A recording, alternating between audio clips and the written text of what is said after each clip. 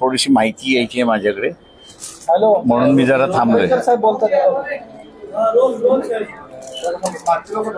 सुरुवात.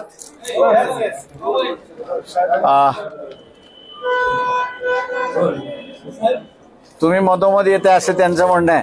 तुमचा कॅमेरा बाजूला घ्या. हा, पुण्यातली दोन नाव नाही ते नाही घेत.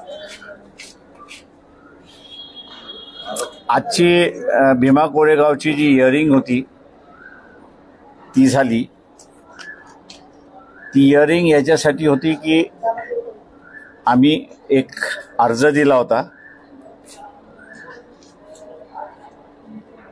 की महाराष्ट्राचे माजी मुख्यमंत्री शरद पवार यांनी उद्धव ठाकरे मुख्यमंत्री असताना त्यांना एक पत्र दिलं होतं आणि त्या पत्राची असणारी माहिती ही सकाळ मध्ये आली होती. त्याची कटिंगही आम्ही जोडून दिली होती आणि त्याच्यामुळे बोलवायचं की न बोलवायचं हा असणारा विषय होता.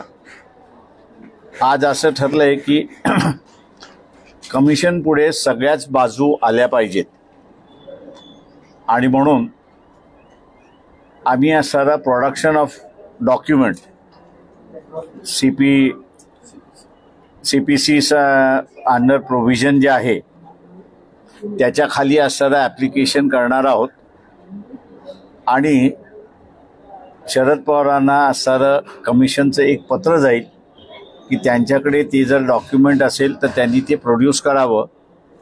तारीखसुद्धा कमिशनच त्यांना देईल आणि आम्ही असणारं अपेक्षा बाळगतोय की कमिशन समोर हे पत्र आल्यानंतर सगळ्याच बाजू कमिशन पुढे असतील आणि मग कमिशनला स्वतःचं रेकमेंडेशन करणं हे सोपं जाईल असं मी त्या ठिकाणी मानतोय. त्याच्यामुळे आमची जी बाजू होती की शरद पवारांचं पत्र जे आहे ते रेकॉर्डवरती आणलं पाहिजे, त्यांचं म्हणणं सुद्धा त्याच्यावरती ऐकून घेतलं पाहिजे.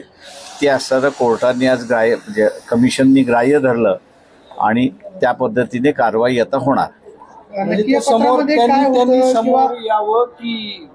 पवारांनी समोर यावं ते पत्र घेऊन की ते आता तो त्यांच्यावरती आहे. ते पत्र देतात म्हणजे एकतर पहिल्यांदा त्यांच्याकडे काय आहे ते असणारे हे करतील का वर्तमानपत्राच्या बातमीवरनं आम्ही असणारं ते हे केलं होतं म्हणजे सकाळमध्ये आलेल्या बातमीवरनं आम्ही केलं होतं. आता पत्र आहे तर ते प्रोड्यूस करतील. काय नक्की या पत्रामध्ये होतं की तुम्हाला हे कमिशन समोर मांडावं लागलं आणि कदाचित हे पत्र त्यांनी दिलं तर तपासामध्ये काय बदल होतील किंवा काय नाही.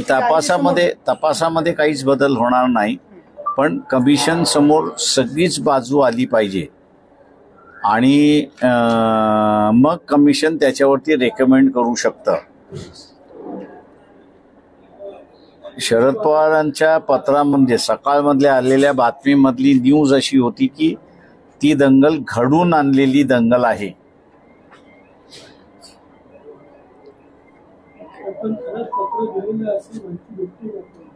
त्यांच्या न्यूजमध्ये जे आहे ते पत्र त्यांनी मुख्यमंत्री उद्धव ठाकरे यांना दिलंय असं त्याच्यामध्ये त्यांनी उल्लेख केलेला आहे. ते साधारणतः पुढची तारीख कधी असेल किंवा कमिशन 30 तारखेचं आम्हाला तो आज उद्या 1-2 दिवसामध्ये जाईल त्यांना. आणि त्या कमिशनच्या पत्रामध्ये शरद पवारांनी जे पत्र उद्धव ठाकरेंना दिलं होतं ते त्याची कॉपी प्रोड्यूस करायला सांगणार आहेत ते. सर, एक महत्वाचा प्रश्न आहे. जम्मू काश्मीरच्या खोऱ्यामध्ये जो दहशतवादी हल्ला झाला त्या दहशतवादी हल्ल्यामध्ये पुण्यातले 2 पर्यटक अत्यंत दुःखद घटना आहे. माहिती आम्ही घेतोय. संध्याकाळी मी त्याच्यावरती स्टेटमेंट करणार आहे. पण अशा पद्धतीने थँक्यू. चला संध्याकाळी करणार है. हाँ हाँ, आज जो है कमीशन के सामने सुनवाई हुई. सुनवाई का एक मुद्दा था कि सकाळ न्यूज़पेपर जो है उसमें एक खबर आई थी कि शरद पवार ने उस वक्त के जो मुख्यमंत्री है उद्धव ठाकरे इनको एक लेटर लिखा था और SIT मार्फत इसकी जांच करने की मांग उन्होंने की थी और उसमें ऐसा भी न्यूज़ में सजेशन है कि ये किन लोगों ने किया है, ऐसे जानकारी उनके पास है। तो कमीशन को हमने कहा कि सब तथ्य कमीशन के पास आनी चाहिए। अभी तक ये लेटर का जिक्र नहीं हुआ है, इसलिए कमीशन ने शरद पवार जी को समन्स भेजना चाहिए, प्रोडक्शन का समन्स भेजना चाहिए और वो लेटर जो है उनके पास से मांगना चाहिए। ऐसी मांग हम लोग ने की है। कमीशन ने इसको मांग लिया है। 1-2 दिन में जो है, आज या कल शरद पवार के पास वो लेटर प्रोड्यूस करने का समन्स हमदस्त जो है वो चले जाएगा और 30 तारीख जो टेंटेटिव ये है, 30 तारीख को फाइनलाइज किया है कि वो लेटर है या नहीं है, उसकी एक है। सर, संध्याकाळी तुम्ही कुठे या संदर्भात बोलणार आहात? हल्ल्याच्या संदर्भात पुण्यातच बोलणार आहे ते। मी कळवतो आपल्याला लोकेशन। आणि त्याच वेळेस पार्थिव पण येणार आहे त्यांची 6 वाजता दोघांची पण। Thank you very much.